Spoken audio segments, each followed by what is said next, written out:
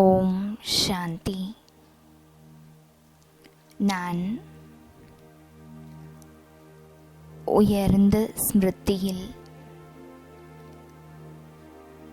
நிலைத்திருக்கின்றேன்.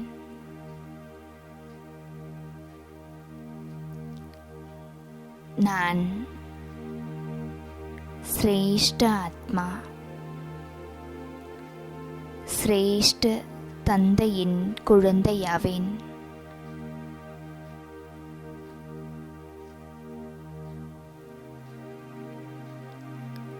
நிராகாரமான ஆத்மா நான்.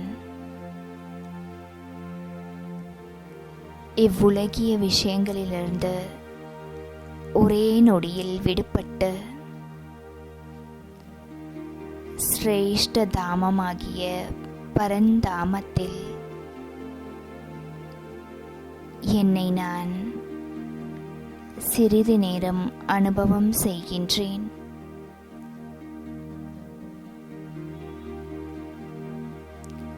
சிரேஷ்ட குழந்தையின் சிரேஷ்ட தந்தையுடன் ஓர் இனிமையான சந்திப்பு நிகழ்ந்து கொண்டிருக்கின்றது. அவரின் நினைவு என்னுடன் சதா இருக்கும் பொழுது எனது ஸ்திதி கூட சிரேஷ்டமாகி விடுகின்றது.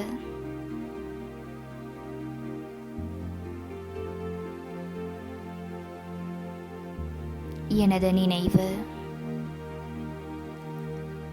என்னை சுற்றி இருக்கும் வாயு மண்டலத்தை உருவாக்கி அதையும் சிரேஷ்டமாக மாற்றுகின்றது. இந்த சிரேஷ்ட நினைவுதான் சிரேஷ்ட ஸ்திதியையும் சிரேஷ்ட வாயு மண்டலத்தையும் உருவாக்கி அநேக ஆத்மாக்களை இந்த வாயு மண்டலத்திற்குள் ஆக்கர்ஷிக்கின்றது. இந்த வாயு மண்டலத்தில் வரும் ஒவ்வொரு ஆத்மாவும் பரமாத்மாவின் சகயோகத்தை அனுபவம் செய்கின்றனர். நான்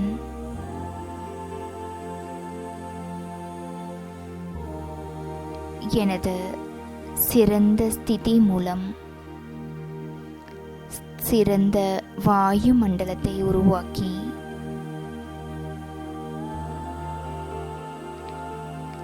அனைவருக்கும் சகயோகி ஆத்மாவேன். ஓம் சாந்தி. ஓம் சாந்தி. 27/8/2024 காலை முரளி. முரளியின் சாரம். பாபா சொல்றார், இனிமையான குழந்தைகளே, சுய உணர்வு நிலையில் இருந்து தந்தையை நினைக்க வேண்டும். சூன்ய நிலைக்கு, அதாவது வெறுமை நிலைக்கு செல்வது அல்லது தூங்கி விடுவது என்பது யோகம் அல்ல. இனிமையான குழந்தைகளே, சுய உணர்வு நிலையிலே இருந்து கொண்டு தந்தையை நினைக்க வேண்டும். சூன்யமான நிலை அல்லது வெறுமை நிலைக்கு செல்வது என்பது அல்லது தூங்குவது என்பது யோகம் அல்ல. கேள்வி: கண்களை மூடிக்கொண்டு அமர்வதற்கு உங்களுக்கு ஏன் தடை செய்யப்பட்டுள்ளது? பாபா பதில் சொல்றார், ஒருவேளை நீங்கள் கண்களை மூடிக்கொண்டு அமர்ந்தீர்கள் என்றால் கடையில் உள்ள அனைத்து பொருட்களையும் திருடன் திருடிக்கொண்டு சென்று விடுவான். அதுபோல மாயை என்ற திருடன் புத்தியில் எதையுமே கிரகித்து கொள்ள விடாது. கண்களை மூடிக்கொண்டு யோகத்தில் அமர்ந்தால் தூக்கம் வந்துவிடும். திருடு போவது தெரியாமலேயே போய்விடும். ஆகையால் நீங்கள் கண்களை திறந்து கொண்டு யோகத்தில் அமருங்கள். காரியங்கள் செய்தாலும் புத்தியினால் தந்தையை நினைக்க வேண்டும். இதில் ஹட்டயோகத்திற்கான விஷயம் எதுவும் இல்லை. ஓம் சாந்தி. ஆன்மீக தந்தை குழந்தைகளை பார்த்து கூறுகின்றார், இவரும் குழந்தை அல்லவா? தேகதாரிகள் அனைவருமே குழந்தைகள். ஆக ஆன்மீக தந்தை ஆத்மாக்களுக்கு கூறுகின்றார், ஆத்மாதான் முக்கியமானது. இதனை நன்றாக புரிந்து கொள்ளுங்கள். இங்கு எதிரில் வந்து அமரும்போது சரீரத்திலிருந்து விடுபட்டு மறைந்து போய்விட வேண்டும் என்பது கிடையாது. சரீரத்திலிருந்து விடுபட்டு மறைந்து போய் விடுவது என்பது நினைவு யாத்திரைக்கான நிலை கிடையாது. இங்கு விழிப்புணர்வுடன் அமர வேண்டும். நடந்தாலும், காரியங்கள் செய்தாலும், எழுந்தாலும், அமர்ந்தாலும் தன்னை ஆத்மா என்று உணர்ந்து தந்தையை நினைவு செய்ய வேண்டும். இங்கு அமர்ந்து கொண்டு மயக்க நிலைக்கு சென்று விடுங்கள் என்று பாபா கூறுவதில்லை. இவ்வாறு பலர் அமர்ந்திருக்கும் பொழுதே மறைந்து விடுகிறார்கள். அதாவது ஒரு மயக்க நிலைக்கு போய்விடுகிறார்கள். நீங்கள் விழிப்புணர்வுடன் அமர வேண்டும். மேலும் தூய்மையாகவும் ஆக வேண்டும். தூய்மை இன்றி தாரணை ஏற்படாது. அதாவது எதையும் கிரகித்து கொள்ள முடியாது. யாருக்கும் நன்மை செய்ய முடியாது. யாருக்கும் கூற முடியாது. தானே தூய்மையாக இல்லாமல் மற்றவர்களுக்கு சொல்வது என்பது பண்டிதர் போல் ஆவதாகும். அதி புத்திசாலிகளாகவும் ஆகக்கூடாது. பிறகு அது உள்ளத்தை உறுத்தி கொண்டே இருக்கும். நான் சூன்யத்தில் சென்று விடுகிறேன் என்று நினைக்காதீர்கள். கண்கள் மூடப்பட்ட நிலையில் இருக்கிறது. இது நினைவுக்கான நிலை இல்லை. இங்கு உயிரோட்டமுள்ள விழிப்புணர்வு நிலையில் இருந்து கொண்டு தந்தையை நினைவு செய்ய வேண்டும். தூங்குவது என்பது நினைவு கிடையாது. குழந்தைகளுக்கு பல கருத்துக்கள் புரிய வைக்கப்படுகின்றன. 7வது உலகிற்கு சென்றுவிட்டால் அவர்களுக்கு இந்த உலகத்தை பற்றி எதுவுமே தெரியாமல் போய்விடும் என்று சாஸ்திரங்களில் எழுதப்பட்டுள்ளது. உங்களுக்கு இந்த உலகை பற்றி தெரியும் அல்லவா? இது சீச்சி உலகம் ஆகும். தந்தையை யாரும் அறியவில்லை. ஒருவேளை தந்தையை அறிந்திருந்தால் சிருஷ்டி சக்கரத்தையும் அறிந்திருப்பார்கள். இந்த சக்கரம் எப்படி சுற்றுகிறது, மனிதர்கள் எவ்வாறு மறுபிறப்பு எடுக்கிறார்கள் என்பதை பற்றி தந்தை கூறுகின்றார். சத்யுகத்தில் நீண்ட ஆயுள் இருந்தாலும் முகம் அழகற்றதாக ஆகாது. மற்றபடி சந்நியாசிகளுடையதோ ஹட்டயோகம் ஆகும். கண்களை மூடிக்கொள்வது, குகைகளில் அமர்ந்திருப்பது, அமர்ந்து அழகற்றதான முகமாக ஆக்கிக்கொள்வது, இவையெல்லாம் சந்நியாசிகளை பற்றிய விஷயம். இல்லறத்தில் இருந்து கொண்டே நீங்கள் விழிப்புணர்வுடன் இருங்கள் என்று தந்தை உங்களுக்கு கற்பிக்கின்றார். சூன்யத்தில் செல்வது, அதாவது ஒரு வெறுமை நிலையை அடைவது என்பது எந்த ஒரு நிலையும் கிடையாது. தொழில் போன்றவற்றை செய்ய வேண்டும். இல்லற காரியங்களையும் கவனிக்க வேண்டும். சூன்யத்திலே சென்றுவிடக்கூடாது. காரியங்கள் செய்து கொண்டே புத்தியினால் தந்தையை நினைவு செய்ய வேண்டும். அவசியமாக காரியங்களை, அதாவது கடமைகளை, செயல்களை செய்ய வேண்டும். கண்களை திறந்து கொண்டுதானே செய்வீர்கள். தொழில் போன்ற அனைத்தையும் செய்து கொண்டே இருங்கள். புத்தி யோகம் தந்தையிடம் இருக்க வேண்டும். இதில் எந்த தவறும் செய்யக்கூடாது. கடையில் அமர்ந்திருக்கும் போது கண்களை மூடிக்கொண்டால் பிறகு யாராவது பொருட்களை எடுத்துக்கொண்டு சென்று விடுவார்கள். மேலும் அது தெரியாமலேயே போய்விடும். இது ஒரு ஸ்திதியே அல்ல. நாம் தேகத்திலிருந்து விடுபட்டவர்களாக ஆகி விடுகிறோம் என்பது ஹட்டயோகிகளின் விஷயமாகும்.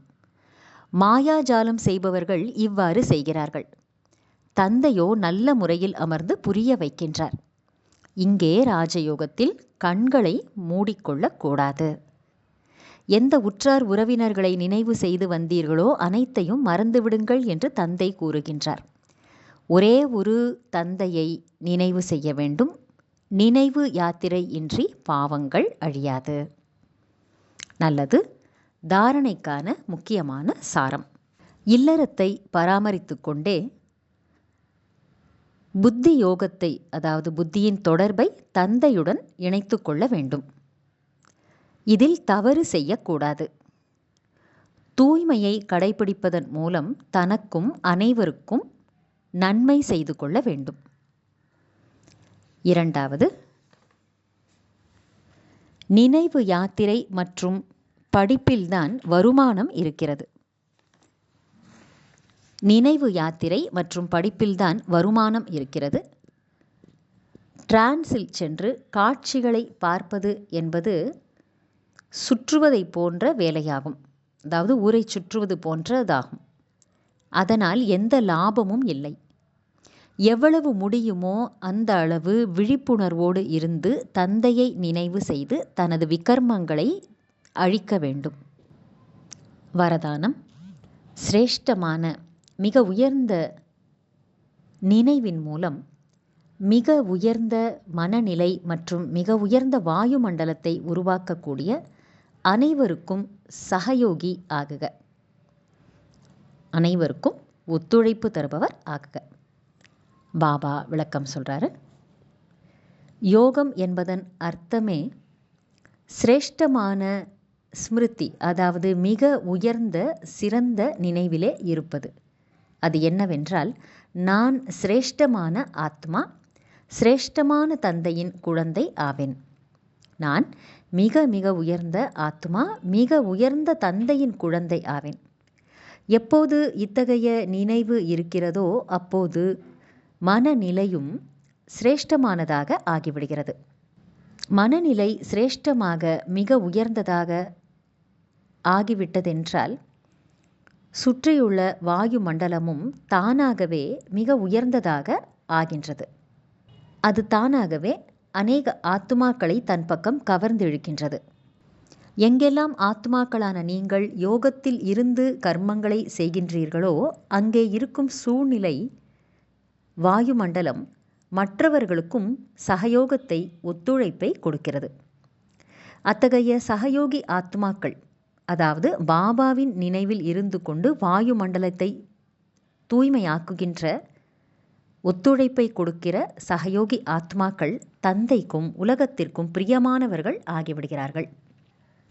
அதனால் பாபா இன்றைக்கு சகயோகம் என்றால் பாபாவின் நினைவில் இருந்து மிக உயர்ந்த வாயுமண்டலத்தை தன்னுடைய மிக உயர்ந்த மனநிலையின் மூலமாக உருவாக்குவதை பற்றி சொல்கின்றார்.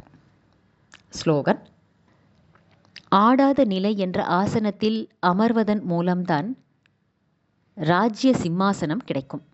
ஆடாத உறுதியான நிலை என்ற ஆசனத்தில் அமர்வதன் மூலம்தான் ராஜ்யத்தின் சிம்மாசனம் கிடைக்கும். நல்லது. இனிமையிலும் இனிமையான, வெகு காலம் கழித்து காணாமல் போய் கண்டெடுக்கப்பட்ட செல்லமான குழந்தைகளுக்கு தாயும் தந்தையுமான பாப்தாதாவின் அன்பான நினைவுகள் மற்றும் காலை வணக்கம். ஆன்மீக குழந்தைகளுக்கு ஆன்மீக தந்தையின் நமஸ்காரம். ஆன்மீக தந்தைக்கு ஆன்மீக குழந்தைகளின் நமஸ்காரம். ஓம் சாந்தி.